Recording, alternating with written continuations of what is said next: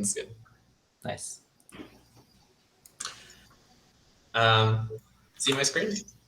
Center on gather.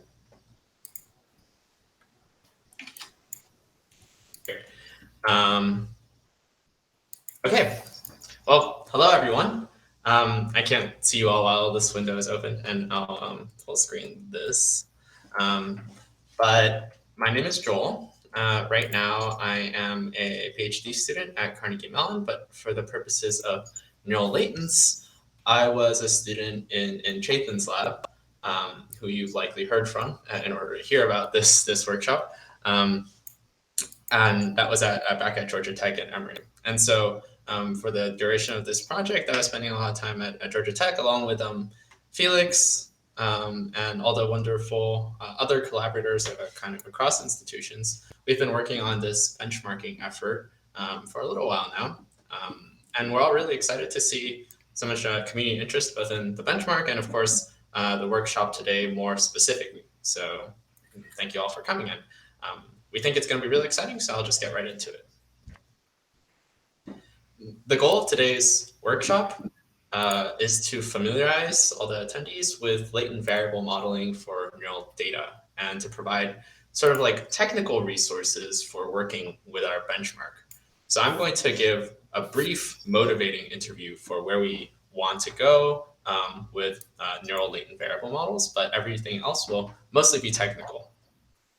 And to kind of demonstrate that, right after my short opening presentation, we're going to get overview of our benchmark submission pipeline, kind of from end to end with a simple example. And then Chris Versteeg, who is also attending and part of the Chaitin's lab right now, will be presenting on using PyTorch Lightning in our benchmark. Right after that, we're going to open into an open hacking period. And so from 12:45 until the rest of the event, or whenever you want, we're inviting you to basically just work on whatever models or ideas you have in mind. And if that's a little too unstructured for you, depending on how much guidance you need, we've prepared a number of resources, which include presentations on previous methods and interactive code notebooks. A few of these, 3 of these presentations highlighted in orange are going to be available in a series of like short overview presentations, which we're calling Blitz Talks from 2:15 to 3 p.m. And then all the resource creators will be available in our so-called poster session for any like interactive question and answering or dialogues questions you might have, like right to the right of this room in GatherTown. So in light of this kind of schedule, a good goal for maybe users who are interested in and feeling somewhat comfortable might be to try to apply the resources that we've created or try out a little prototyping models on perhaps their own data sets or anything we have prepared with the neural latents benchmark.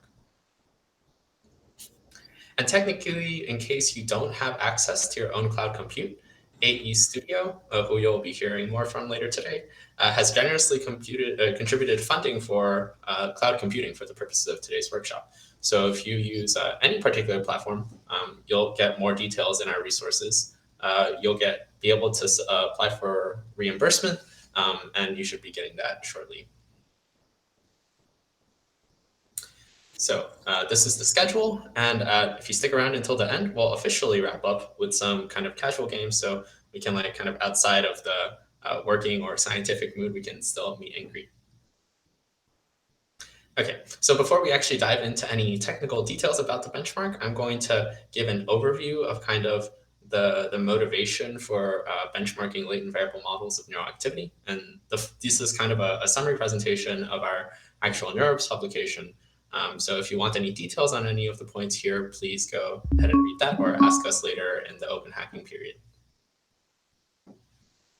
So everyone here is likely aware of the fact that we're getting larger and larger recordings, simultaneous recordings of populations of neural activity, and people are trying ambitious new task paradigms. So this is great. We're getting theoretically a better view into the state of the brain at any given moment, and this is probably a necessary step, but we also correspondingly need new analytical techniques because the old ones that have traditionally been used in computational neuroscience have been dependent on kind of highly structured, repeatable activity and tend to emphasize direct relationships between, for example, the behavior or stimulus in a given experiment and neural activity.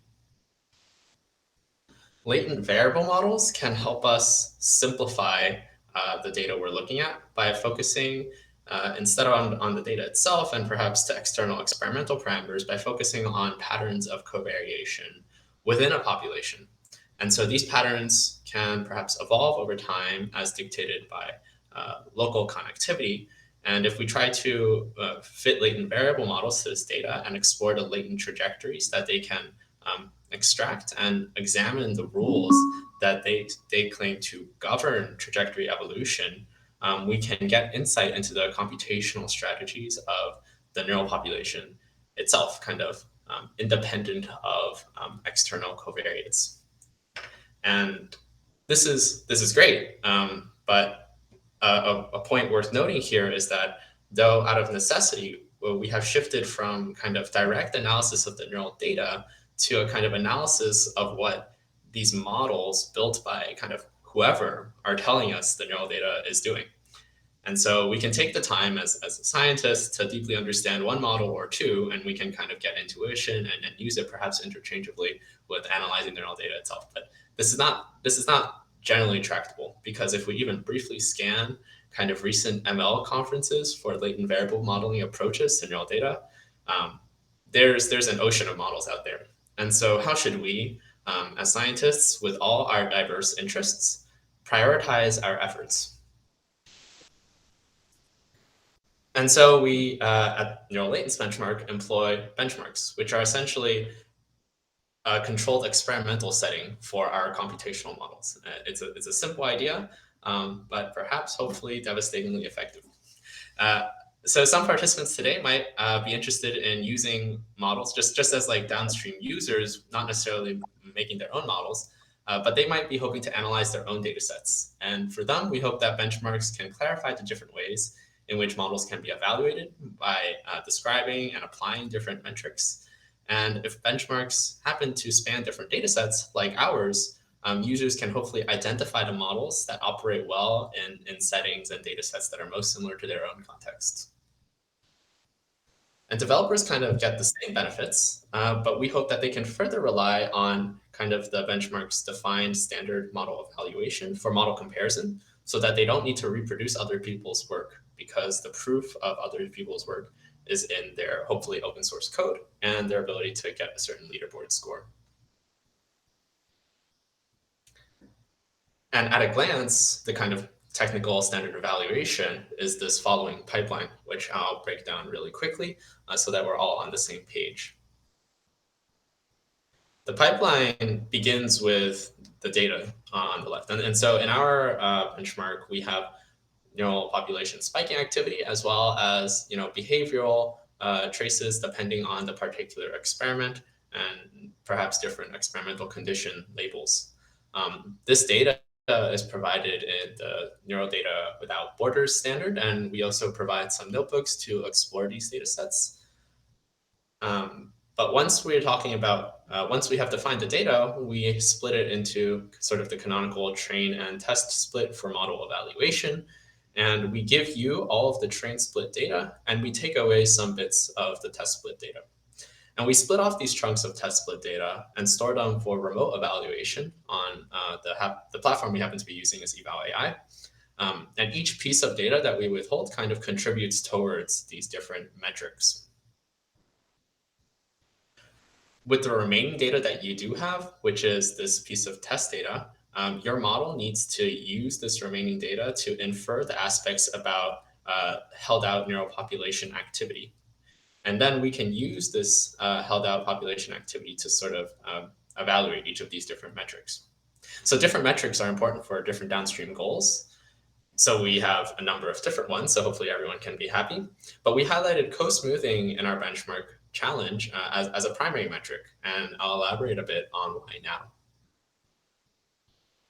We chose co-smoothing as a primary metric for models of neural population activity because we think it most directly assesses the relationship of different neurons within a population. So if you're imagining this is something like as an abstract of what your model receives, the activity in different time steps, the number of spikes in a particular bin for a particular channel, we provide in co-smoothing the activity of many held in channels as well, and don't provide the activity of certain held out neurons.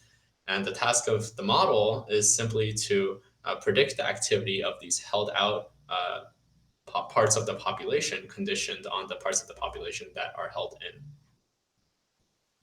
And importantly, this metric is unsupervised in that it does not depend on different experimental parameters. So it can be applied regardless of sort of the task paradigm that your data is associated with, or even the area it's really been collected from. And thus it applies throughout the benchmark and throughout models of population activity throughout the brain. And so concretely within our pipeline, just to recap, given spiking data on the left, your model is going to be tasked with sort of inferring latents, which are a state estimate that describes the whole population. And by describing the whole population, mechanistically, that means it should be able to map from this set of inferred latents to inferred firing rates for the held out neurons. And if you submit to us your model's inferred firing rates for held out neurons, we can compare it with the data that we've held out and compute a normalized likelihood score and get co-smoothing, which we then put up as our kind of metric. And the key here is that we're evaluating latent variable models through how well they describe the original spiking activity. We don't evaluate the latents directly in our benchmark as we don't have general prescriptions, and not just us, like we don't think neuroscience has general prescriptions for what latents of different areas should look like. And this idea that we do want a metric that applies generally, even though we don't necessarily know what latents should look like, is sort of reflected in the different data sets that we selected for our first suite. We want to identify models that can become general neuroscientific tools. So we chose data sets that span several areas. I mentioned that this is all spiking activity, and they more specifically are spiking activity for multiple macaque brain areas. This includes motor activity in both structured and random target reaching tasks, as well as prefrontal cortex activity during a cognitive timing task, and somatosensory activity during a perturbed reaching task. And so we expect that these different populations have substantially different latent structures, which should hopefully test the limits of submitted models' flexibility or perhaps their priors. And this challenge has already run for a few months, and we've concluded it in what we'll call a kind of first phase of the challenge, and we're quite excited by some of this activity that we've seen. So we pulled this leaderboard from the eval AI website, which shows for the particular structured reaching task from motor cortex. And first off, we see that AE Studio, who I mentioned earlier, has won co-smoothing. Here I say across the board, and what I mean by that is they've won the highest co-smoothing score in all of the data sets. Though here you can tell that also corresponds with some high scores in the other metrics as well. This is quite impressive. We were seeking out models that apply generally across the brain, but we certainly did not think that we would see sort of one particular submission commanding the highest score by a decent margin. However, we've also seen a number of other competitive submissions. So from the Hennecken lab, we saw ILQRBAE, which has a very high co-smoothing score for a single model, beating out all the baselines that have been submitted. And it also has an interpretable dynamics model, which you'll hear a little bit more about later. In contrast, I highlight that this is a single model because the AE Studio solution was an ensemble solution comprising of the average votes of several different models. We also see from the Churchin lab that we have a method called MINT, which earned really high scores, better than, for example, AE Studio's PSTH scores. And it's also an incredibly efficient method. So for these kind of secondary reasons, we wanted to highlight them. And so each of these models are going to be kind of overviewed during the Blitz talks, so you can hear more about it. We also noticed that there were some hidden entries. So when during the eval AI submission process, you can get your model metrics evaluated, but not show it on a public leaderboard. And we'd like to kind of discourage this because we think there's value in models, even if they don't earn the highest qualitative metrics or quantitative metrics. And so I'll elaborate a bit on this.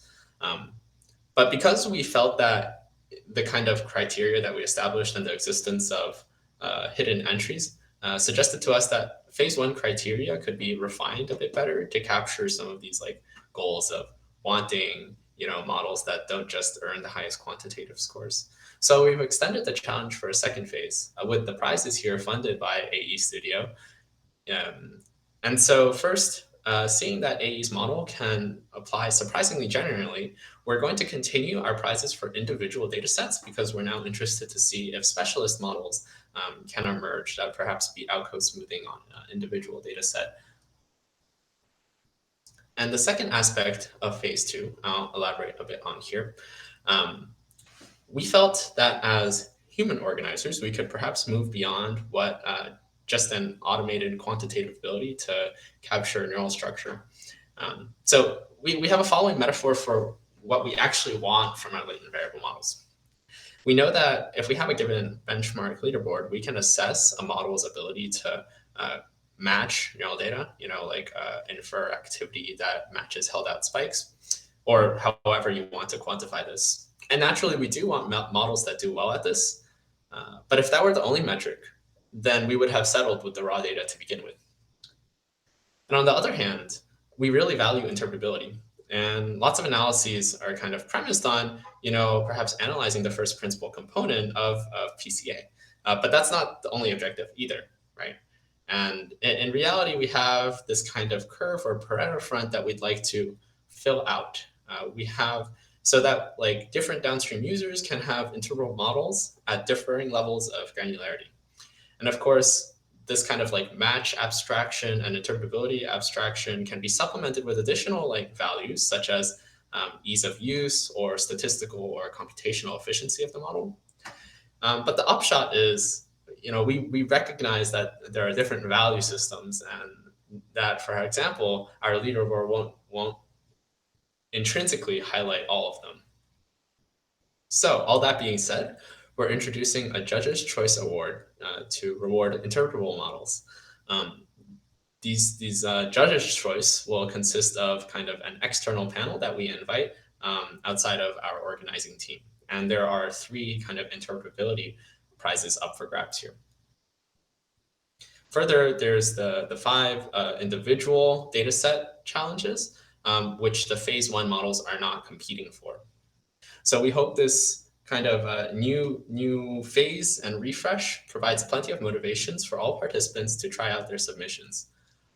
Our second phase deadline is going to be April 3rd. And if that wasn't enough, AE Studio is going to offer cloud compute grants for this second phase, distinct from the workshop grants.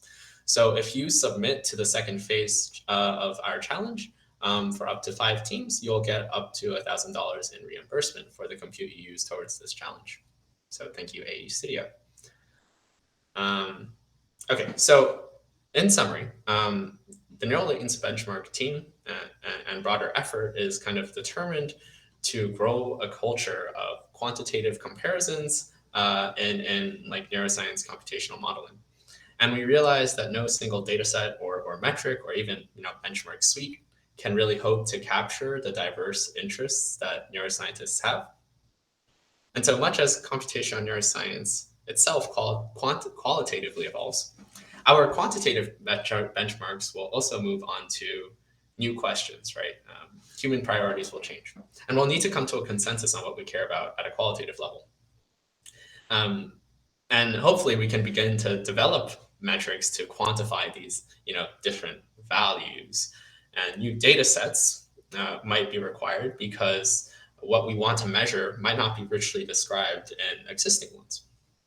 And once we have all of this, we can kind of close the loop because we'll need new models as we hopefully begin to align with deeper insights. And this is kind of like a virtuous cycle metaphor for how I think benchmarks should be thought about, and even in computational neuroscience. And so concretely, our team hopes to support this effort by exploring new benchmark suites and organizing more events for community discussion on our collective modeling priorities. Yeah, so that's all from me. If you have questions, I'd love to chat later. And for now, I'm going to turn it over to Felix to give you a walkthrough of our benchmark technicals.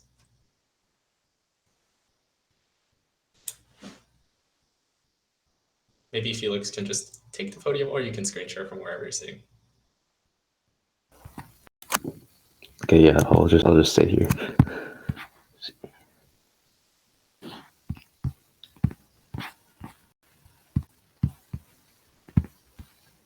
Can everyone see my screen? We see it. Okay. Yeah, so hello everyone, I am Felix. I am an undergrad in Chethan's lab right now, and I worked with Joel and many others on this benchmark project. So before we get started, if you want to walk through the notebook in Colab, you can just go to the link on GitHub and click the Open in Colab button, but I will be moving fairly quickly through the notebook due to time constraints, so I would recommend just watching along for now and stepping through the notebook later. So this notebook is going to be a walkthrough of the process of participating in NLB. As a quick review, NLB 21 is a benchmark suite aimed at evaluating latent variable models of spiking activity, and the main objective here is to infer the firing rates of held-out neurons given the spiking activity of held-in neurons. Benchmark includes several data sets, and they're all available on the website Dandy, and our challenge itself is on eval.ai, where you can submit predictions and have them evaluated automatically and displayed on a leaderboard. So this notebook will step through all the steps in participating from dataset download all the way to submission on eval.ai, and it will show how to make use of our provided code called NLB tools to participate. So first, these are some packages you will need to download for this notebook specifically. NLB tools, as I mentioned, is our code. PyTorch is what we're using to model. And Dandy and eval.ai are alternatives to their respective websites if you prefer to use a CLI tool. This notebook will only use the Dandy CLI. So first, we want to download the dataset. The dataset we're working with today is the MC Maze large dataset, and you can find the links to the other datasets on our website. To download the dataset, all you need is to run this one line of code, or you can go to their website, of course. And that will download two files. The first, with desk train in its name, is for model training, and the other one with desk test in its name is for model testing or evaluation. And now with these dataset files, we want to load them into Python. So in NLB tools, we have this class called NWB dataset, which does just that. All you need to do is provide the path to the dataset files, the directory containing the dataset files, and it will load the training and evaluation data together. The data are primarily in two pandas data frames. The first one, just called data, contains the continuously recorded data from the experiment. Here, each row is a time step, and all the columns are different fields recorded at that time step. The most important fields would be spikes, which is held in spiking activity, and held out spikes, which is obviously held out spiking activity. And you can see here one of the main differences between the training data and the evaluation or testing data. In the evaluation data, you can see that all the fields other than held in spiking activity are concealed with nans, and your model needs to be able to just take in this held in spiking activity and still infer meaningful latents. Next is the trial info data frame, which contains information about the experimental trials. Each row is a single trial, and all the columns are different pieces of information about it. Again, in the testing data, most of these fields are concealed except for the essential fields on the left, while in the training data, everything is available. One of the more important fields in this data frame is the split field, which tells you what data split a trial belongs to. Basically, every trial is going to belong to either the train, val, or test split. The train and val splits you'll find within what I've been calling the training data file, while the test split comes from the testing data file. And this means that the train and val splits, in those splits, you have access to everything, all the data, while in the test split, you only have held in data. And based on this, we have two phases to our eval.ai challenge. Note that this is separate from phase 1 and phase 2 we mentioned earlier, and that these don't actually need to be performed in order. That's just the phase is just the default term on eval.ai. But essentially, the validation phase is where your model will be evaluated on its val split predictions. And since you have held out data for the val split, this is obviously a trivial task to get a perfect score on. But this phase is mostly offered just to get you familiar with eval.ai and to sanity check your local results against our online results. The test phase here is the main phase of the competition, and the models will be evaluated on their test split predictions. These are the results you'll see on a leaderboard and the results that we use to choose the benchmark winners. And a quick disclaimer is that you do not need to use the val split in this phase for validation. You can do whatever train val split within these two splits combined for this phase. So once we've loaded the data into Python, we want to extract the relevant data for modeling. The first step in this is just resampling. So the raw data is at 1 millisecond resolution, but the NLP challenge expects submissions at 5 millisecond resolution. So all you need to do is run this one line of code, dataset.resample, and that will resample the dataset. The next steps in data extraction are all abstracted into these two functions, make train input tensors and make eval input tensors. Essentially, what these functions are doing is trial alignment. So for those who are unfamiliar, trial alignment is the process where you basically choose a timing event and take a fixed window of data around that. So for the MC Maze large data set that we're using in this notebook, this timing event would be onset of monkey arm movement. And the window we're taking is 250 milliseconds before to 450 milliseconds after that. And we've gone ahead and chosen these alignments for all of the data sets based on their experimental design and previous analyses that we've done, that others have done with this data. And they'll be automatically applied if you give the proper dataset name. So you don't need to worry about what they are exactly. And once you give all the proper arguments to these two functions, what you get out is a dictionary, or two Python dictionaries rather, mapping keys to tensors. In the training output that you get, you'll have held in and held out activity within the trial window, as well as held in and held out spiking from after the trial window for this forward prediction window. In the evaluation output, all that you'll always have, the only array that you'll always have in here is the held in spiking activity within the trial window, since that is all that is available in the test split. If you're evaluating on a different split, like we're evaluating on the val split here, you may see other arrays that are available. And if you're modeling in a language other than Python, you'll probably want to change this argument here, say file equals false, to true. And that will, instead of giving you just these Python dictionaries, it will save them as HDF5 files that you can later load into another language like MATLAB. Once we've extracted the data we want to model, now we have to model it, obviously. In this notebook, we'll be using just an RNN. I'll gloss over some of the details for time, but essentially what we're doing is feeding in the spiking input activity as input at each time step, taking the output at each time step, applying a linear transform, and then an exponential to get firing rates. And what we want the RNN to be able to do is take in just held in channels within the trial window and produce predictions for held in and held out channels, the trial window and these forward prediction time steps. And we can use the data we just extracted to compute a loss against these predictions and train our RNN. So here, all we're doing is taking what we just extracted, putting them in torch tensors for the model. And normally here we begin training the model. For time, we are going to load a pre-trained model, but you can see the script we used in the repo.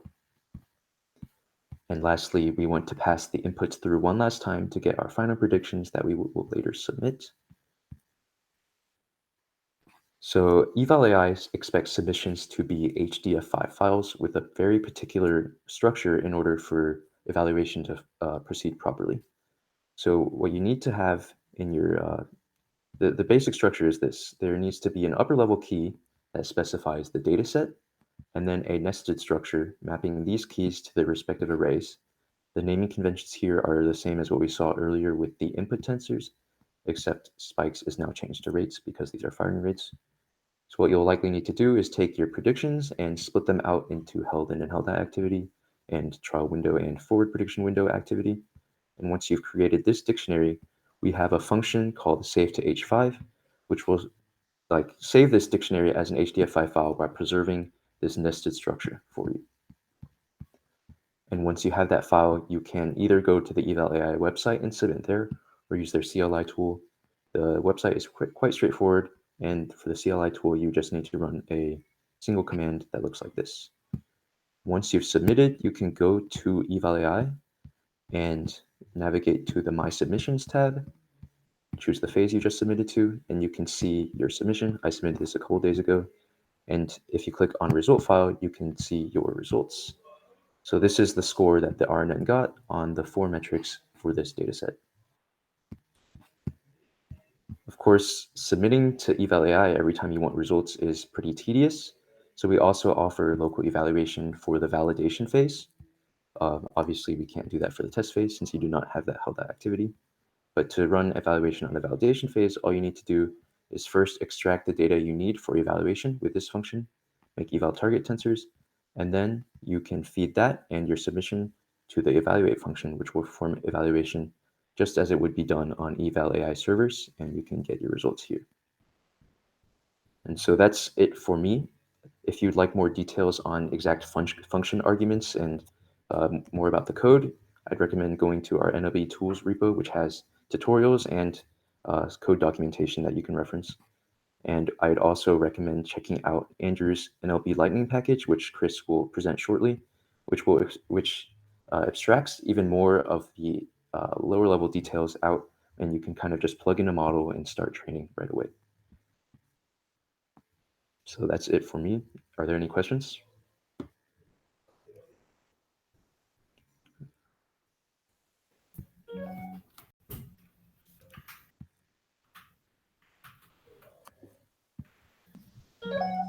Thanks, Felix. If not, yeah, we can move on to Chris's talk. Okay. Yeah, thanks, Felix. That was a great introduction to what I'm going to be presenting, which is the NLB Lightning toolbox created by Andrew Sedler. Give me 1 second. Share my screen. Can everybody see that? I'm going to assume yes, because I can't see anybody right now. Sorry, I was chewing. Yep, we can. Great. So yeah, my name is Chris Versteeg. I'm going to be presenting the toolbox created by Andrew Sedler, another PhD student in Chathan's lab, about how to do the neural latents benchmark with PyTorch Lightning. So the goal of this presentation is to teach everyone who's interested how to code a submission to NLB using PyTorch Lightning. But it's going to start with some basic introduction about why you might want to do this and the steps that you need to do. Starting with what is PyTorch? Why is PyTorch Lightning a useful tool for you to be able to make these submissions? An overview of the capabilities of PyTorch Lightning and what you're going to need to do in order to make your models in it. And then a rundown of how you can use it to make a submission to the NLB competition. Okay. So at a high level, PyTorch is just a modern deep learning framework for Python. And so the goal of deep learning research is to answer a question, or in this case, to make a model that can model neural latent variables. And to answer this research question, you actually need to be able to build models. So it's not the research questions at the top of the pyramid, but it requires a whole lot of stuff beneath it in order to build and train these models. So most researchers don't actually need to concern themselves with the complex implementation and engineering details of how exactly these models are trained. This details like how you do the tensor operations, the GPU usage, constructing graphs. That is not what you need to. You shouldn't have to concern yourself with that if you're just trying to maximize performance on a latent benchmark. So PyTorch is a toolbox that allows you to abstract away some of these low-level engineering concerns so you can focus more intensely on your research question. And I should note that PyTorch is just one of the many alternatives for this abstraction. Other alternatives are such as TensorFlow. But PyTorch is useful, or has recently become the primary toolbox used in order to do research on these neural network models. And this is just a plot of the prevalence of PyTorch over time. You can see it's gotten much more common in the last few years. Okay, so now I'm going to start with a very, very simple example of how somebody might build a model using Vanilla PyTorch. And so this is just a simple autoencoder. Takes in some input data, it encodes it into some latent space, and then it decodes it and attempts to reconstruct the inputs. The loss this model's trained using, for this example, is simple squared error loss. And the code to do this in PyTorch is pretty simple. It looks something like this. I don't expect you to be able to read this, so I'm just going to pop out the main components of this. PyTorch makes training this model very simple. You create a model, you do data preparation, you get your optimizers, and then you have a training loop that trains your model, and then a loop that evaluates your model. And so this seems pretty simple, but the one downside to the way this code is organized is that if you look, for instance, at where this decoder comes into play, I've sort of called it out in the code with these red arrows. You can see that the decoder comes at the beginning, it comes in when you're starting to do the optimizer setup, and then also in each of the training and the validation loops. And so if you make a change to the decoder, you might have to make that change, like populate that change throughout your code. And so when you're trying to iterate quickly on a research question, the code is spread across the main function. So it isn't readily modular or reproducible or shareable if you want to give your code to somebody else and have them be able to run it very easily. And so PyTorch Lightning is essentially just an extension of PyTorch that gives you additional abstraction. The training and the validation loops become part of an object. It deals with switching to and from GPUs and setting training flags. And so PyTorch Lightning helps you scale the pyramid so that you can focus more on your research question, not the engineering. And the other thing that's good about PyTorch Lightning is it's an object-oriented development framework, which means that all the methods that you need to train and test your model are combined into objects that can be passed around and handed to collaborators if you want. And so there's three main components to PyTorch Lightning, and that is the Lightning module, the data set, and the trainer. And so I'm going to go through what each of these objects is and how you can use it for the NLB competition. So first, the Lightning module. It inherits from PyTorch nn.module class, and it looks something like this. So I'm using the same autoencoder example that I mentioned previously, but instead of building your model in the main loop, you're actually building the model inside of the Lightning module. So this whole model architecture is built inside of this object. The loss function itself is also inside of this object, as well as the optimizer. And then the training loops and the validation loops are actually methods of this class. And so when you're training in PyTorch Lightning, all you need to do is to pass this Lightning module and some data into this training object, which I'll talk about later. Okay, so now we're going to talk about how you pass data in. And so in PyTorch Lightning, there's two potential ways you can. The first is a simple PyTorch data loader, which is PyTorch's way of handling giving the data to your models for training and validation splits. But there's also this thing known as a Lightning data module, which does exactly the same thing that's done for the Lightning module, except for the data set itself. And so if you can see here that the Lightning data module builds into this data module object the ability to download your data, to do any data cleaning or data transformation, or if you're doing any data augmentation, it does that in this line. And then it produces the data loaders that the trainer uses to train your Lightning module. And so again, the focus of this, or the purpose of this encapsulation, is you can hand a collaborator a PyTorch, a Lightning data module, and they can use it with their own Lightning module without much modifications. And then the last object is the trainer, which is another object. And it essentially is a way you can just pass in through a couple lines of code all of the training parameters that you might need in order to train your models well. And so this includes the GPU or the CPU, the numerical precision, whether you want to do special things such as gradient accumulation or clipping, batching, and then things like loggers or callbacks. So importantly, the trainer is able to abstract the gradient handling and then running the training, test, and validation sets.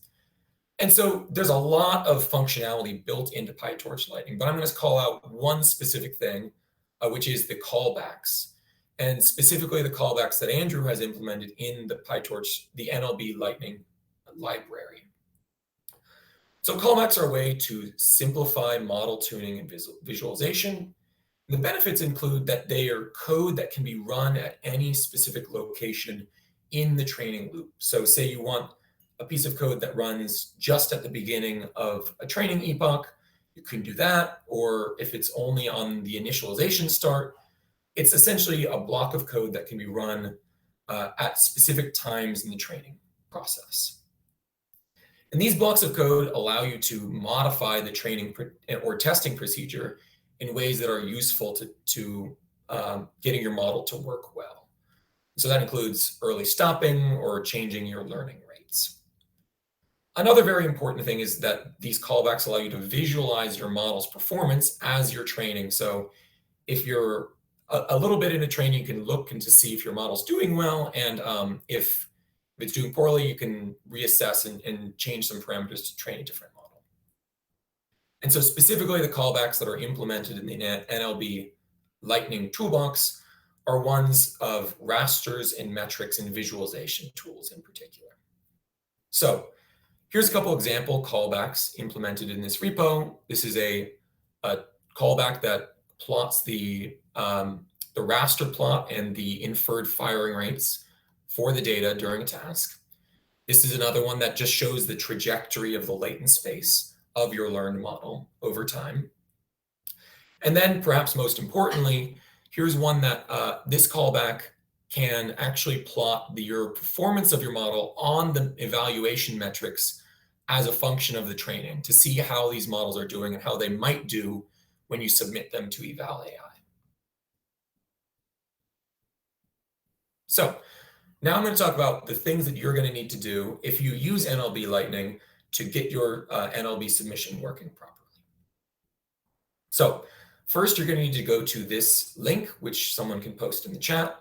And the contents of this GitHub repo are essentially a PyTorch Lightning data module for the NLB dataset, one example Lightning module that enacts a sequential autoencoder model, an example training script to train this Lightning module, and then functions to generate your submission and callbacks to visualize the performance of your model as it's training.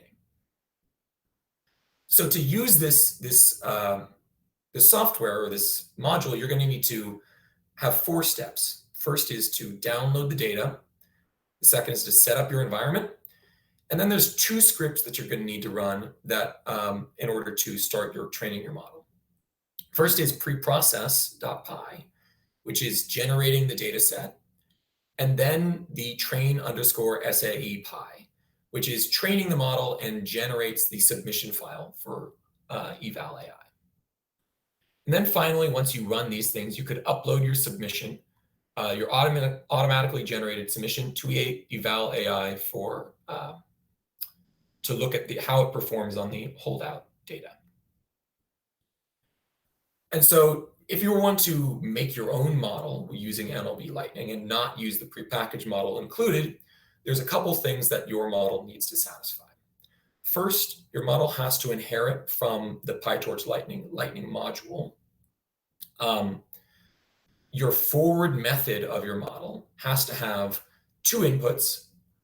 The first of which is a firing rate tensor, with dimensions, batch size by time, by the held in neurons. And the second input is going to be just an integer input, which is how far forward in time you want the model to predict.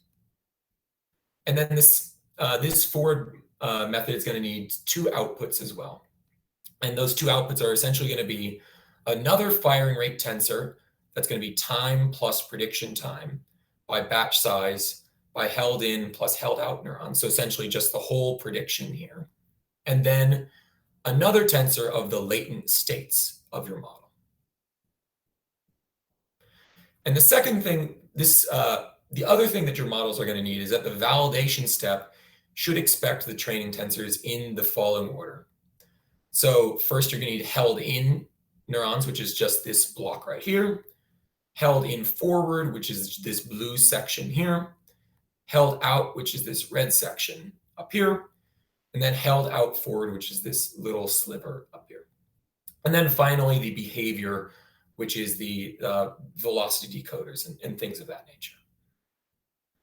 The test step should only expect the held in neurons. And so if you want to see a template for this, you can check out train_sa.py or the model.py inside of the NLB Lightning Toolbox to start building your own models.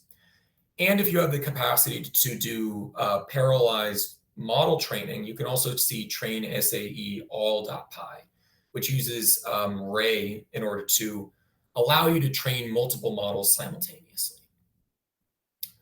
And so if you have any questions for me and Andrew, who actually wrote the toolbox, you can see us at the poster session, and